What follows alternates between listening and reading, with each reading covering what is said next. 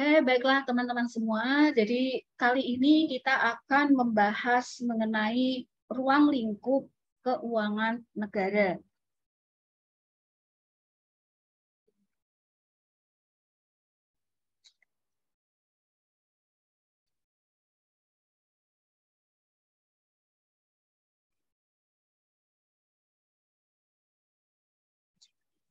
Nah, sebelum kita masuk ke keuangan negara itu apa, kita akan melakukan overview, kita akan melihat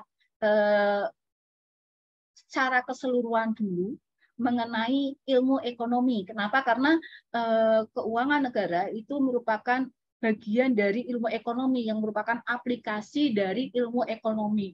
Nah, khususnya di dalam ilmu ekonomi makro. Nah, maka teman-teman kita mulai dari ilmu ekonomi itu apa? Permasalahan ekonomi itu apa? Jadi di dalam permasalahan, kalau kita membahas mengenai permasalahan ekonomi, masalah yang mendasar di dalam ekonomi adalah masalah scarcity atau masalah kelangkaan sumber daya. Nah, karena sumber daya itu tersedia langka, karena sumber daya itu tersedia terbatas, maka kita dituntut untuk bisa mengalokasikan sumber daya itu secara efisien. Nah, maka kalau teman-teman lihat ilustrasi di sini, ya, sirah mumet rak duit. Nah, kenapa kok mumet? Nah, ini mumet, ini pusing. Kenapa? Karena nggak punya uang. Kenapa kalau nggak punya uang, itu membuat orang menjadi pusing. Karena untuk mendapatkan barang-barang dan jasa yang dibutuhkan, itu dibutuhkan uang. Tetapi uang itu tersedianya terbatas.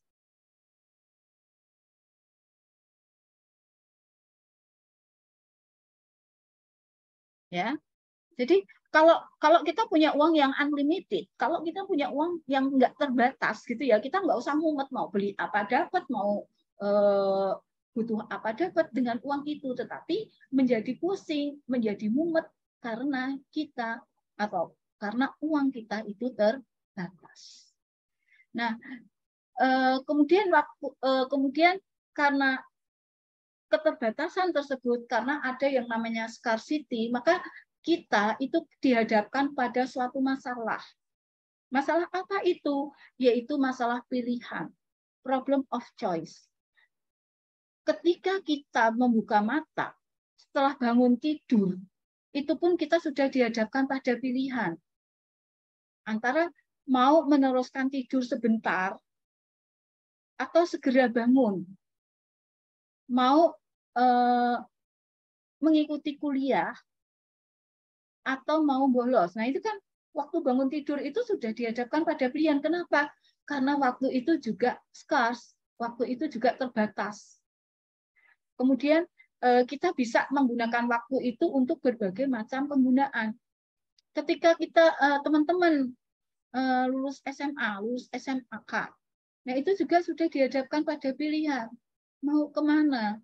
Mau meneruskan kuliah atau berhenti kuliah, masuk kerja? Gitu. Kampus yang mana? Nah, ini pun milih, waduh, kalau kampus A itu mahal, kalau kampus B murah, saya milih yang mana, kan gitu ya. Ini akan melihat kenapa? Karena mungkin ada keterbatasan dana, ada keterbatasan anggaran untuk kuliah. Atau mau kuliah atau mau kerja itu juga kenapa? Karena kalau kuliah butuh biaya, nggak punya uang untuk kuliah, berarti kerja saja. Nah, ini pilihan. Pinginnya sih selalu fashion gitu ya, fashionable gitu ya. Ini punya koleksi sepatu banyak, punya koleksi baju banyak. Nah, tetapi punya uang yang terbatas untuk membeli koleksi sepatu, untuk membeli koleksi baju. Nah, seperti itu.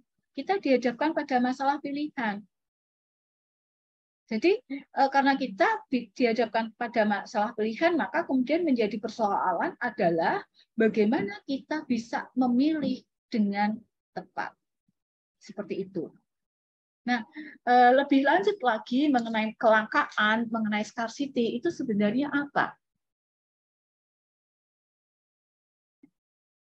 Apa itu kelangkaan? Apa itu scarcity?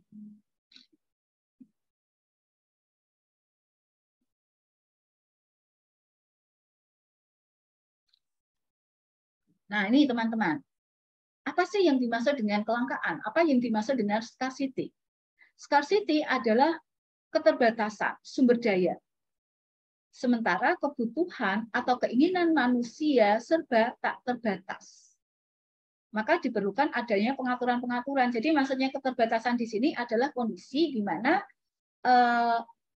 banyaknya barang, banyaknya sumber daya yang dibutuhkan itu lebih sedikit dibandingkan dengan kebutuhan. Jadi misalnya begini, untuk kuliah saya harus punya anggaran 10 juta setiap semester. Nah, tetapi saya hanya punya anggaran 6 juta setiap semester. Nah, ini namanya scarcity. Karena apa? Karena jumlah yang dibutuhkan itu lebih banyak dibandingkan jumlah yang tersedia.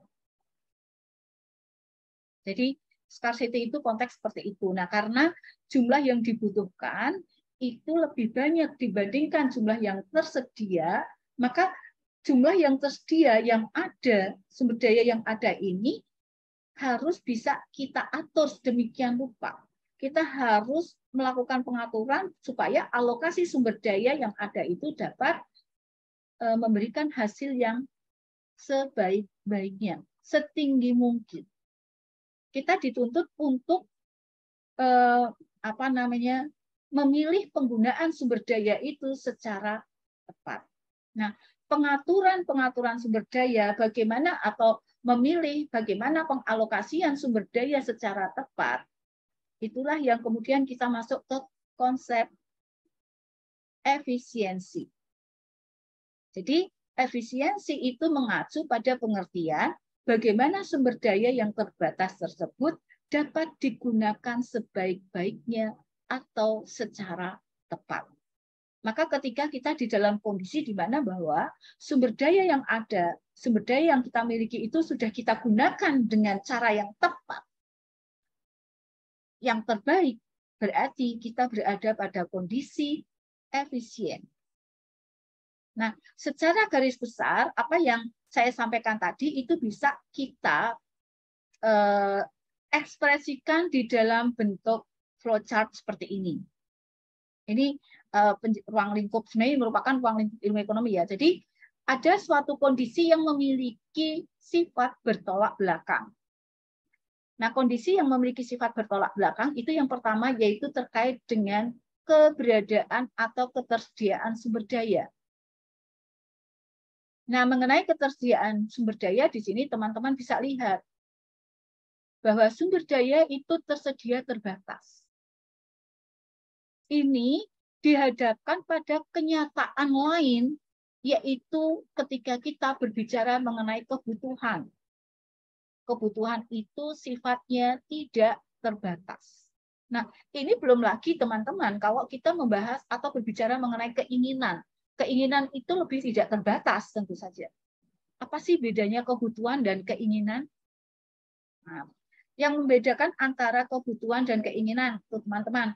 Kalau kebutuhan, jika tidak dipenuhi, maka itu akan menurunkan kualitas hidup seseorang. Makanan adalah kebutuhan. Nah, kalau kebutuhan atas makanan ini tidak terpenuhi, maka kualitas hidup orang, kualitas hidup kita itu akan menurun. Nah, bagaimana? Ya kalau orang kekurangan makanan, orang itu asupan makanan, asupan gizinya kurang, maka kan orang bisa sakit. Ada gangguan kesehatan. Ini artinya kualitas kesehatannya menurun. Itu kebutuhan. Jadi kalau tidak terpenuhi, tidak dipenuhi, maka kualitas hidup seseorang itu akan turun. Nah, sementara keinginan itu kalau tidak dipenuhi, tidak akan menurunkan kualitas hidup. Contohnya apa? saya ingin makan di restoran mewah. Saya ingin makan di restoran yang fancy. Bagaimana kalau keinginan saya untuk makan di restoran mewah, untuk makan di restoran yang fancy ini tidak terpenuhi? Ya kualitas hidup seseorang itu tidak akan menurun. Karena apa? Ya makan kan tidak harus di restoran yang mewah. Jadi kalau makanan itu adalah kebutuhan, tetapi makan di restoran mewah itu adalah keinginan. Nah, kembali lagi teman-teman bahwa ini ada dua hal yang bersifat bertolak belakang, yaitu sumber daya ini langka. Ya. Karena sumber daya ini tersedia langka, maka komoditas yang dapat dihasilkan untuk memenuhi kebutuhan manusia juga terbatas. Sumber daya. Kan ada macam-macam sumber daya ya, ada banyak sekali. Tapi yang macam-macam sumber daya ini dikelompokkan menjadi 4 macam sumber daya saja. Yaitu ada sumber daya tanah atau sumber daya alam, ada sumber daya manusia, ada sumber daya modal atau kapital, dan ada sumber daya entrepreneurship, kewirausahaan. Jadi sumber daya yang banyak ini dikelompokkan menjadi 4. Sumber daya alam, ini semua yang diambil dari alam, air, tumbuh-tumbuhan, tanah, gitu ya. Lalu ada sumber daya manusia, kemudian ada sumber daya modal atau kapital, dan ada sumber daya kewirausahaan atau entrepreneurship. Nah, ini terbatas. Maka barang-barang dan jasa-jasa yang dihasilkan di dalam perekonomian terbatas. Dihadapkan pada kebutuhan manusia yang tidak terbatas. Adanya kontradiksi, adanya sifat yang bertolak belakang ini membawa kita kepada masalah, yaitu masalah pilihan, problem of choice, yaitu suatu kondisi di mana kita itu harus bisa memilih alokasi, memilih penggunaan sumber daya tersebut untuk memenuhi berbagai kebutuhan. Nah, ketika kita memilih, tentu kita akan memilih yang terbaik. Memilih menggunakan sumber daya itu secara tepat, paling tepat, atau secara efisien. Ya. Jadi dikatakan pemilihan itu terbaik.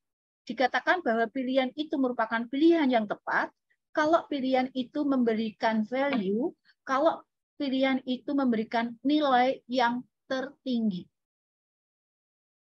Nah, ketika pilihan itu kita lakukan secara tepat, bahwa alokasi sumber daya itu kita gunakan secara efisien, maka opportunity cost, biaya oportunitasnya akan rendah.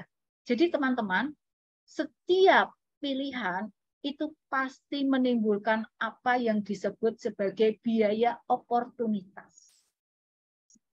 Biaya oportunitas adalah sesuatu yang harus kita korbankan, sesuatu yang terpaksa kita tidak peroleh, sesuatu yang harus kita relakan karena kita memilih alternatif yang lain. Nah, teman-teman, contohnya begini. Saya memiliki uang. Uang yang saya miliki adalah 100.000. Saya memiliki uang 100.000. Kemudian saya punya beberapa hal yang harus saya penuhi. Ada beberapa kebutuhan yang harus saya penuhi. Saya punya uang 100.000.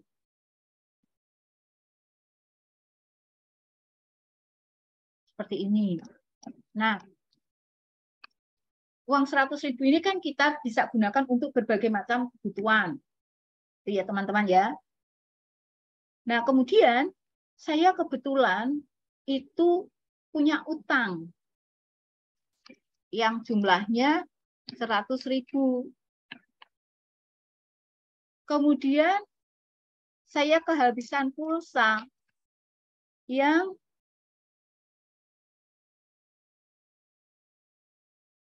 saya butuh paket 100.000. Nah, kan begini. Ketika saya itu memilih untuk menggunakan uang 100.000 itu untuk membayar utang, maka pulsa ini kan tidak terbeli. Tapi kalau saya memilih menggunakan uang 100.000 itu untuk membeli pulsa, maka berarti utang ini tidak terbayar.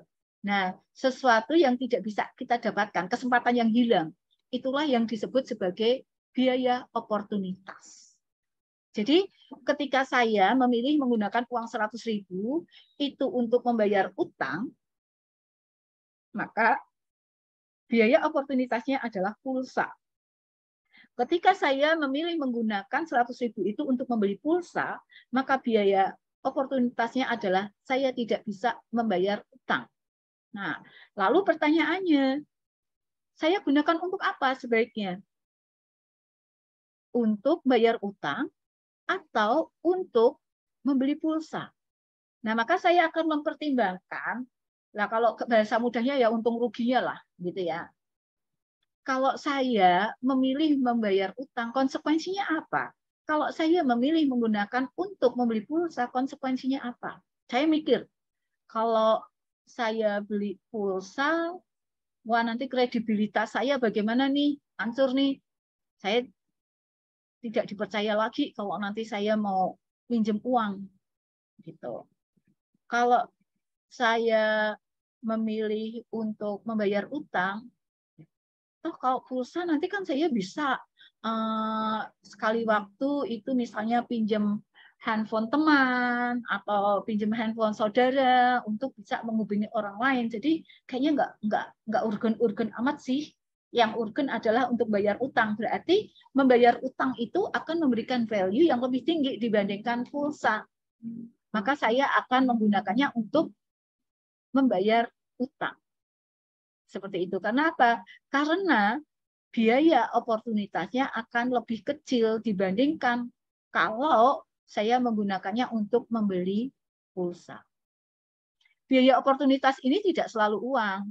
Tapi misalnya, kenapa kok saya milih untuk menggunakan bayar utang? Karena bagi saya kredibilitas, kemampuan membayar utang itu sangat berarti bagi saya. Kalau saya sampai tidak dipercaya lagi, waduh bagaimana? Nah ini kan value juga. Jadi yang namanya biaya oportunitas itu tidak selalu di dalam bentuk uang. Tapi kesempatan yang hilang, alternatif penggunaan yang hilang. Itulah biaya oportunitas. Setiap pilihan selalu ada konsekuensi biaya oportunitas. Kalau kita memilih dengan tepat, kalau kita memilih dengan benar, maka biaya oportunitasnya akan minimal. Dan kondisi di mana pilihan kita tepat, kita mendapatkan value, kita mendapatkan nilai yang tertinggi dengan biaya oportunitas yang rendah, itu berarti kita pada situasi yang kita sebut kita mendapatkan solusi yang optimal. Nah, solusi optimal ini yang sering kita sebut sebagai solusi yang paling efisien. Jadi solusi optimal dengan efisien itu kita bisa mengatakan itu adalah hal yang sama. Nah, bagaimana cara memilih, bagaimana cara menentukan pilihan yang tepat, itulah yang dipelajari di dalam ilmu ekonomi. Jadi ruang lingkup ilmu ekonomi itu seperti ini. Jadi maka sebenarnya ilmu ekonomi itu adalah ilmu yang membahas mengenai bagaimana manusia itu bisa melakukan pilihan secara tepat.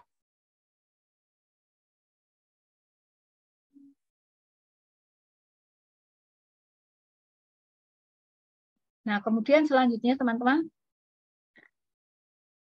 ini mengenai ilmu ekonomi tadi ya. Intinya ilmu ekonomi itu adalah ilmu yang mempelajari bagaimana manusia melakukan pilihan secara tepat. Nah, tapi di sini ada definisi yang saya ambil dari bukunya Paul Samuelson ya. Nah, itu economic can be defined as social science concerned with problem of using or administering scarce resource and the mean of purchasing so as to attain the greatest or maximum fulfillment of society unlimited wants. Ini sudah saya jelaskan tadi ya. Jadi ilmu ekonomi itu adalah ilmu sosial yang berkaitan, yang berhubungan dengan masalah pengelolaan, masalah penggunaan sumber daya yang tersedia terbatas, ini dalam artian produksi ya. Jadi sumber daya ini akan digunakan untuk memproduksi apa, komoditas apa, jasa apa gitu ya, untuk mencapai pemenuhan kebutuhan masyarakat yang tidak terbatas. Nah, ini definisi ini menekankan pada ilmu ekonomi sebagai ilmu memilih. Nah, yang kedua dikatakan age atau economics is a method rather than a doctrine, an apparatus of mind, a tool of thinking which help its possessor to draw correct conclusion. Nah, jadi ilmu ekonomi itu di sini menekankan pada ilmu ekonomi sebagai suatu metode. Lebih dari sekedar doktrin, tapi sebagai suatu metode, sebagai cara untuk memecahkan masalah pilihan yang akan membantu si pemilik, berarti ekonomis ya, ahli ekonomi itu untuk membuat keputusan yang benar. Jadi yang kedua ini menekankan pada ilmu ekonomi sebagai cara, sebagai metode untuk memecahkan masalah-masalah perekonomian, sehingga mereka yang menguasai ilmu ekonomi itu akan terbantu untuk dapat membuat keputusan yang tepat. Ilmu ekonomi itu dikelompokkan menjadi 3 kelompok besar, yaitu ekonomi deskriptif, ekonomi teori, dan ekonomi terapan. Ekonomi deskriptif itu adalah ilmu ekonomi yang menyajikan data tanpa disertai analisis. Jadi teman-teman, kalau ini mungkin teman-teman nanti mencari data mengenai perkembangan APBN. Ya, teman-teman hanya mengumpulkan saja, total APBN tahun ini sekian, tahun ini sekian, sekian, pengeluarannya sekian, sekian, sekian, penerimaannya sekian, sekian, sekian, tetapi belum dilakukan analisis. Seperti itu. Nah, kemudian di dalam teori ekonomi itu ada teori ekonomi mikro dan ada teori ekonomi makro. Nanti mikroekonomi itu apa, makroekonomi apa. Nah, di dalam teori ekonomi ini data-data yang ada di dalam sudah dideskripsikan di dalam ekonomi deskriptif ini dilakukan analisis. Maka ekonomi teori itu sering juga disebut sebagai economic analysis. Nah, di sini akan dilakukan, diuraikan, dianalisis, dijabarkan mengenai bagaimana cara kerjanya, bagaimana hubungan antara variabel yang satu dengan variabel yang lain. Jadi kalau tadi bicara mengenai APBN, dideskripsikan bahwa APBN-nya meningkat, bahwa pengeluaran pemerintah meningkat, bahwa penerimaan pemerintah meningkat. Nah, maka di dalam teori ekonomi itu akan dilihat mengapa meningkat atau sebaliknya kenapa menurun, kenapa pengeluarannya sekian, kenapa pengeluarannya sekian, kenapa pemerintah menerapkan sistem anggaran defisit bukan sistem anggaran surplus. Jadi nanti bagaimana mekanisme kerjanya, bagaimana hubungan antara variabel yang satu dengan variabel yang lain, ini akan dibahas, akan diuraikan atau akan dianalisis di dalam teori ekonomi. Kemudian yang ketiga adalah ekonomi terapan. Ekonomi terapan ini merupakan ilmu ekonomi yang membahas mengenai terapan dari hasil-hasil kajian, dari dalil-dalil atau hukum-hukum di dalam teori ekonomi untuk pengambilan keputusan. Ada beberapa contoh ekonomi terapan, misalnya ekonomi pembangunan, ekonomi internasional, ekonomi manajerial, dan lain-lain. Atau kalau di sini kita di dalam subjek mengenai keuangan negara, nah keuangan negara ini merupakan salah satu ekonomi terapan, yaitu membahas mengenai bagaimana peran pemerintah di dalam perekonomian melalui kebijakan-kebijakan anggaran.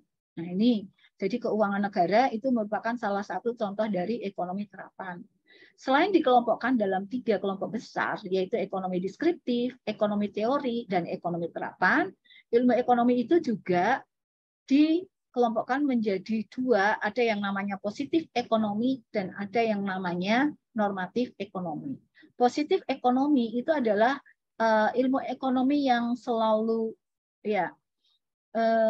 berusaha untuk objektif, stay away from value judgment atau opinion. Jadi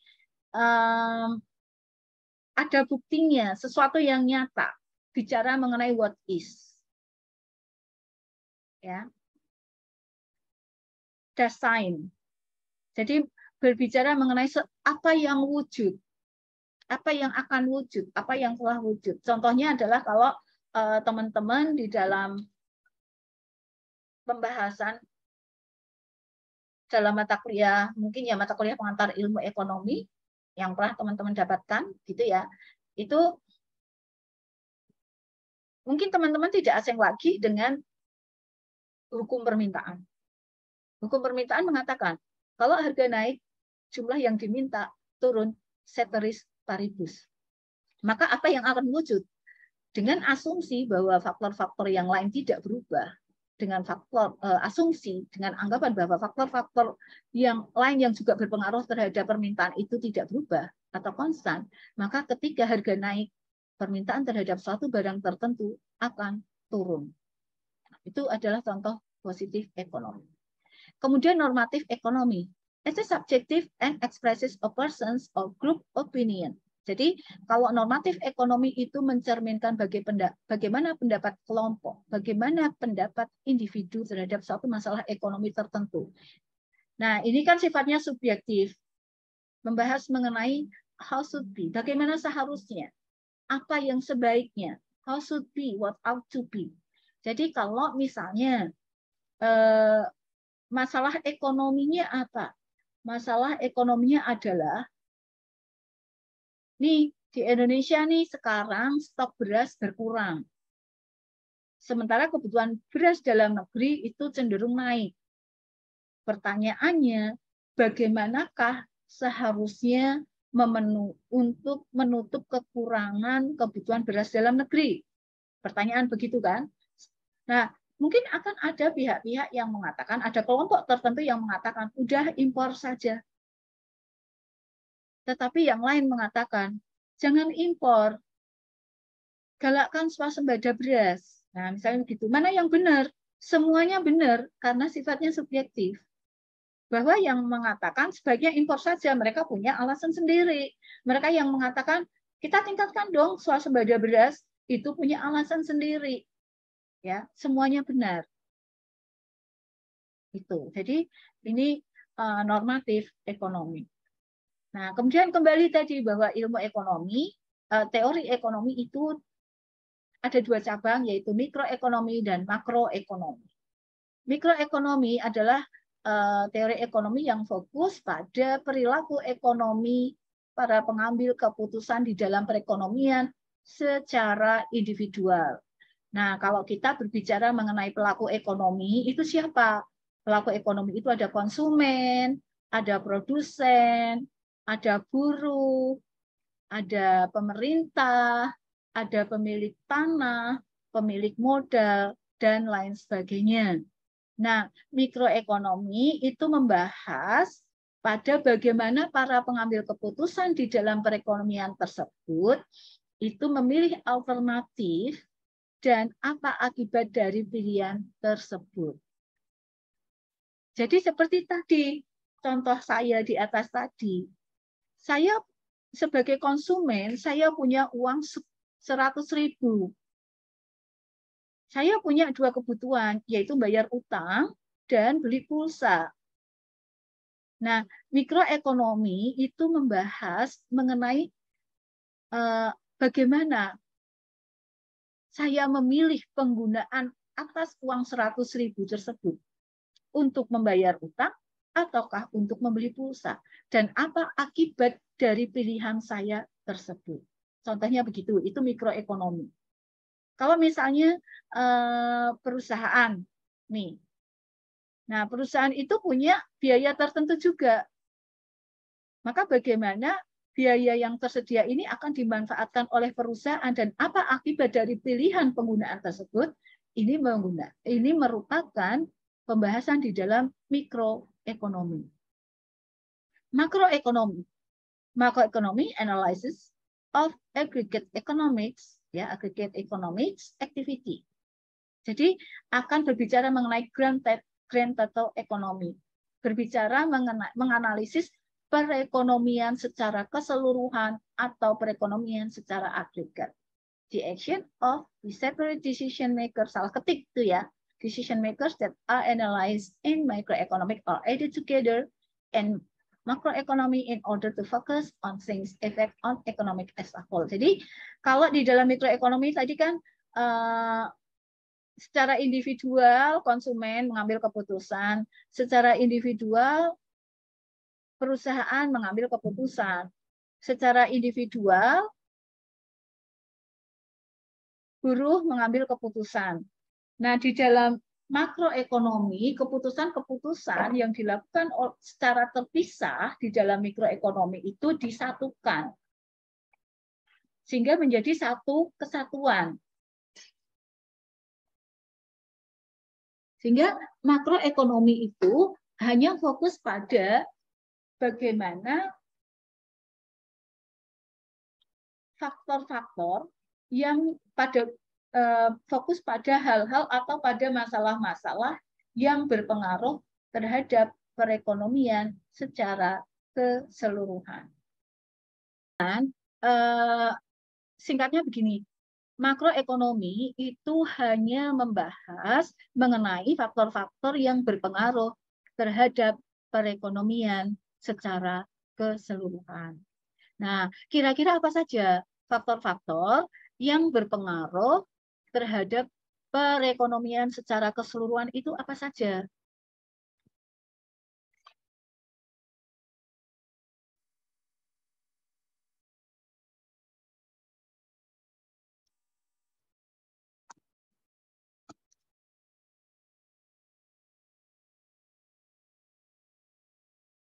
Nah, ini teman-teman. Inilah faktor-faktor yang berpengaruh terhadap perekonomian secara keseluruhan. Tentu tidak terbatas pada ini, teman-teman. Di antaranya adalah masalah inflasi, yaitu masalah kestabilan harga, price stability. Kemudian masalah pertumbuhan ekonomi, sustainable growth of real GDP. Kemudian masalah pengangguran, ya, falling unemployment atau rising atau bagaimana meningkatkan kesempatan kerja. Kemudian masalah taraf hidup masyarakat atau masalah kemiskinan. Kemudian masalah ekspor impor, ini masalah perdagangan internasional. Kemudian masalah ketimpangan pendapatan di dalam masyarakat. Ini beberapa contoh masalah-masalah yang berpengaruh terhadap perekonomian secara keseluruhan. Makroekonomi itu membahas atau fokus pada masalah-masalah yang berpengaruh terhadap perekonomian secara keseluruhan. Nah, disinilah nanti pemerintah itu akan sangat berperan.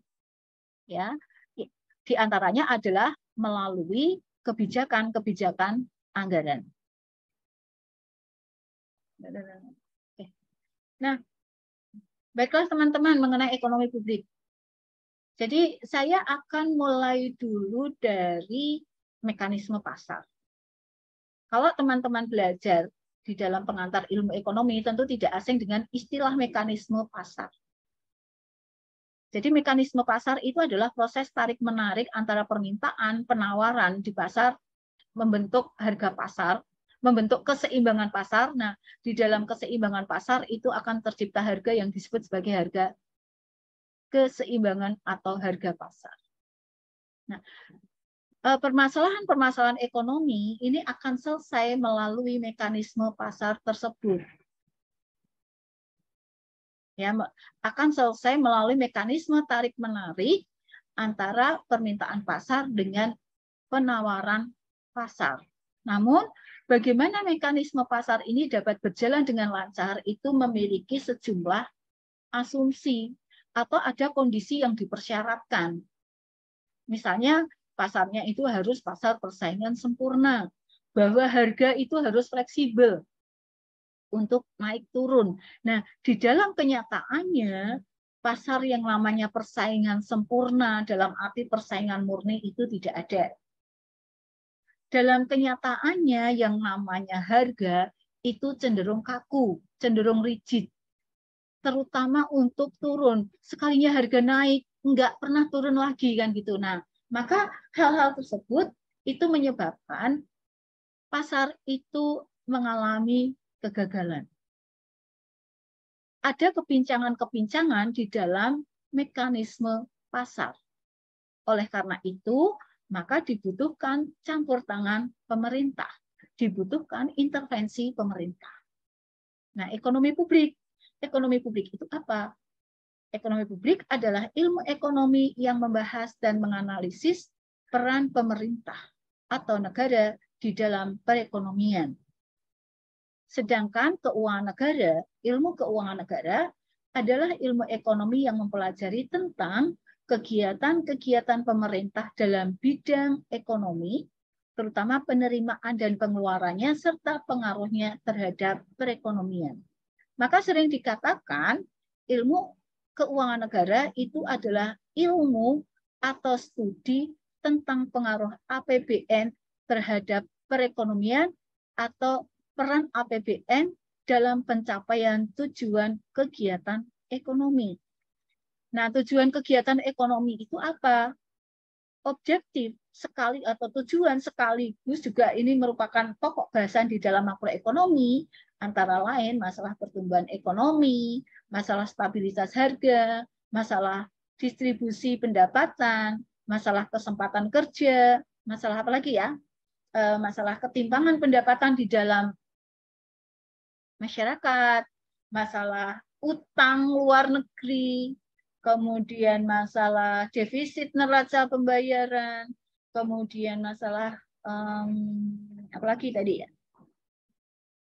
Ekspor impor dan lain sebagainya. Nah, ini